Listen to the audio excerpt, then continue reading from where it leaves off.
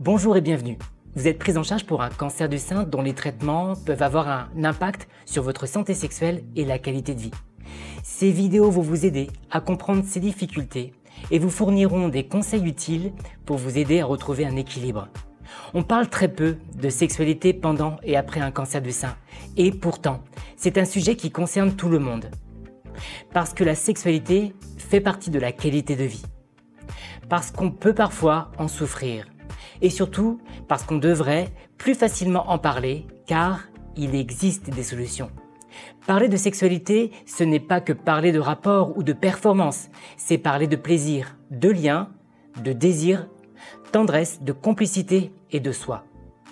Et c'est aussi pouvoir dire en ce moment, ce n'est pas une priorité et c'est très bien comme ça pour moi.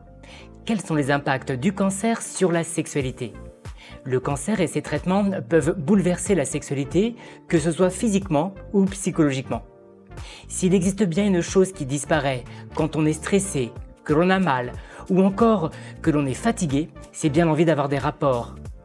Sans parler des conséquences de la perte d'une zone érogène, d'une sécheresse vaginale ou encore de changement de l'image corporelle, importante pour l'estime de soi.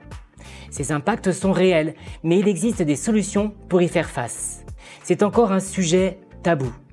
Savez-vous que seulement 14% des femmes touchées par un cancer parlent de leur sexualité avec leur médecin? C'est beaucoup moins que les hommes. Pourtant, c'est un sujet important. Ici, on est là pour briser ce tabou et trouver ensemble des réponses à vos questions.